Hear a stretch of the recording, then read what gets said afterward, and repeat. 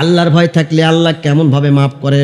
বিশ্বনবী মুহাম্মদ সাল্লাল্লাহু আলাইহি ওয়াসাল্লাম বলেন, বানি ইসরাইলের একজন লোক, অনেক পাপিষ্ট লোক, ওই লোকটা মারা যাওয়ার আগে তার সন্তানদেরকে একত্র করলেন, করার পরে বললেন, সন্তানেরা রে, আমি তো মারা যাব, আমাকে যদি কবর দিস বা মাটির মধ্যে যদি পুঁতিয়ে রাখিস, আল্লাহ কিন্তু আমাকে কঠিনভাবে কবরের মধ্যে ধোলাই দিবে।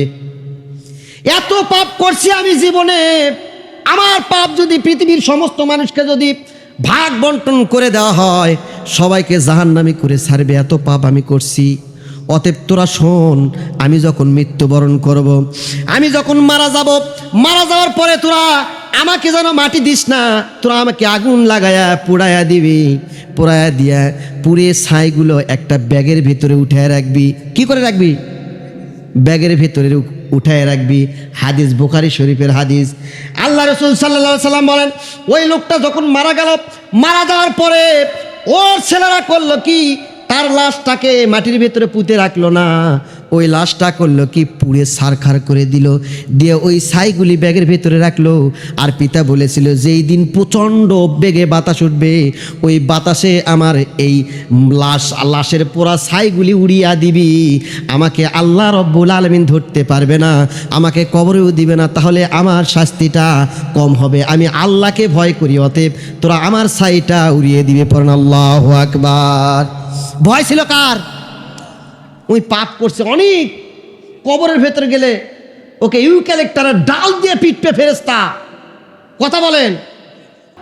আল্লাহর ভয়ে ওই ব্যক্তিটা বলল, আমাকে পুরাইয়া ব্যাগের ভেতরে ছাই রাখবি, যেই দিন প্রচণ্ড বাতাস উঠবে, ওই বাতাসে ওই ছাইগুলো তোরা উড়াইয়া দিবি, আল্লাহ আমাকে ধরতে পারবে না।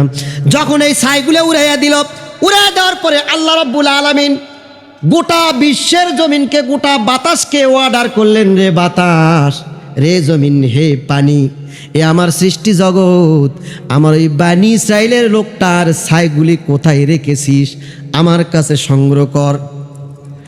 আল্লাহু আকবার। কি কর? আমার কাছে সংগ্রহ কর। আল্লাহর ভয় কলিজার ভিতরে নিতে হবে। ওই যে আল্লাহ রাব্বুল আলামিন ডাক দিয়ে বলল, হে বাতাস, হে মাটি, হে জমিন, আমার পৃথিবীর যত আমার সৃষ্টি জগতের যেই জায়গায় ওই বান্দার ছাইগুলি লুকিত আছে, ওই ছাইগুলি নিয়ে আসো, পোড়া ছাইগুলি নিয়ে আসো।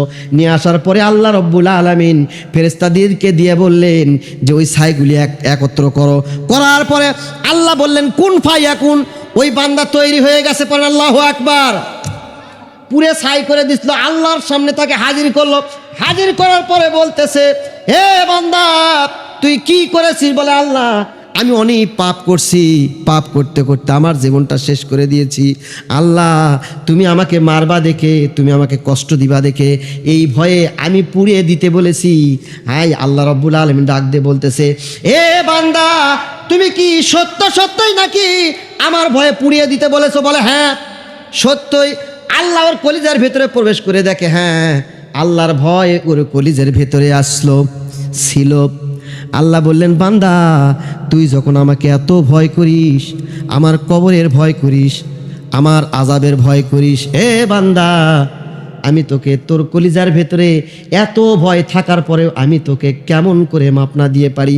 পড়েন আল্লাহু আকবার।